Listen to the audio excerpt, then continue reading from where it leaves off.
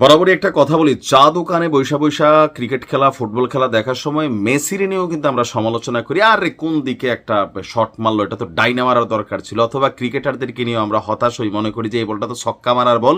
কারণ আমরা খেতে, তারপর হচ্ছে স্কুলের মাঠে, বাড়ি ডাঙিনায় ক্রিকেট ফুটবল খেলে যে জ্ঞান অর্জন করছে, সেখান থেকে মনে হয় যে ইন্টারন্যাশনাল যেই খেলাগুলা সেখানে হয়তো এটা সম্ভব, কিন্তু বাস্তবতা ভিন্ন।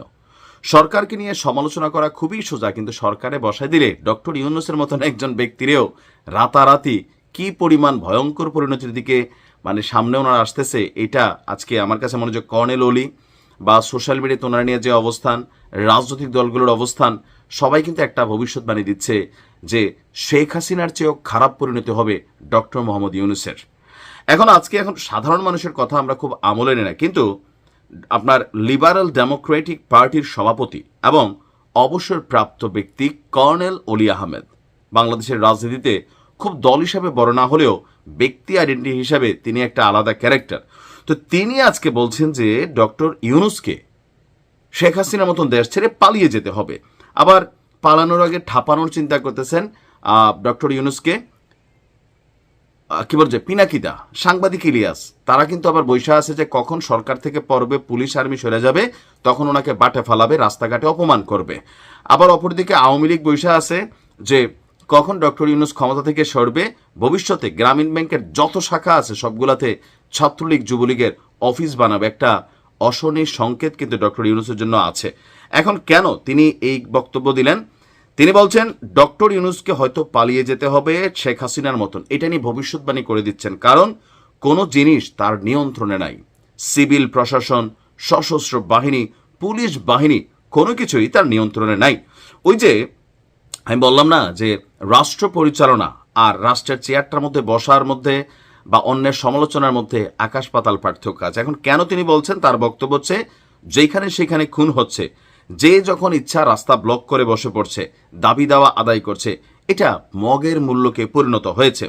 পার্বত্য চট্টগ্রামেও গোলমাল হচ্ছে, রিফিউজির সংখ্যা দিন দিন বৃদ্ধি পাচ্ছে।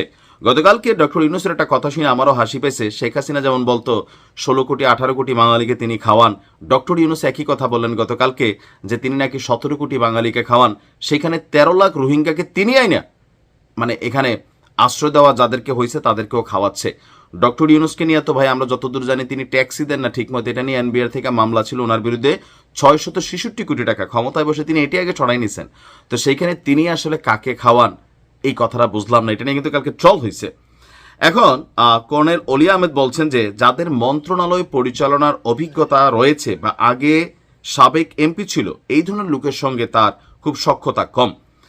আর এখানে বিভিন্নভাবে তিনি বলছেন যে ব্যাংকগুলো বন্ধ হয়ে যাচ্ছে, আজকে অনেকগুলো ব্যাংক, অনেক নিরীহ ব্যাংক কর্মচারী তাদের চাকরি চলে যাচ্ছে। কেউ কি চিন্তা করছে এই পরিবারগুলো কোথায় গিয়ে দাঁড়াবে? বিশেষ করে ইসলাম ব্যাংকের মধ্যে জামাত যে অ্যাক্টিভিটিস চালাচ্ছে সেটা নিয়ে বলছেন, যেখানে সরকারি দায়িত্ব নতুন মানুষকে এমপ্লয়মেন্ট দেওয়া, চাকরি দেওয়া, ওই জায়গায় বের করে দিচ্ছে। অর্থ মন্ত্রণালয় নীরব দর্শকের ভূমিকা পালন করছে।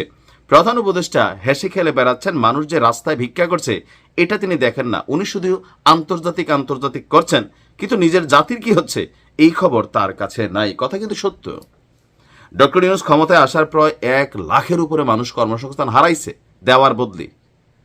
শত শত কলকারখানা বন্ধ হয়েছে বিভিন্ন কারণে। এখানে আওয়ামী লীগের সংশ্লিষ্টতা, ভাই আওয়ামী লীগের যিনি এমপি তারে জেল দেন, তারে ফাঁসি দেন, তার যাবজ্জীবন দেন, কিন্তু তার প্রতিষ্ঠানগুলো যখন আপনি বন্ধ করে দিচ্ছেন, তো সেই প্রতিষ্ঠানগুলোতে যারা কর্মরত মানুষগুলো আছে এদের বিকল্প কর্মসংস্থানের ব্যবস্থা আপনারা কি করেছেন? এই প্রশ্নগুলো কিন্তু আসছে। ইভেন এই যে যারা এই সরকার আমলে 1 লাখের উপর মানুষ চাকরি হারাইছে, আপনি বুঝতে পারেন এই মানুষগুলো কোন দিনের অপেক্ষায় আছে? খুব সিম্পল। জানি না ইউনূস স্যারের কপালে আসলে কি আছে। ভালো থাকুন।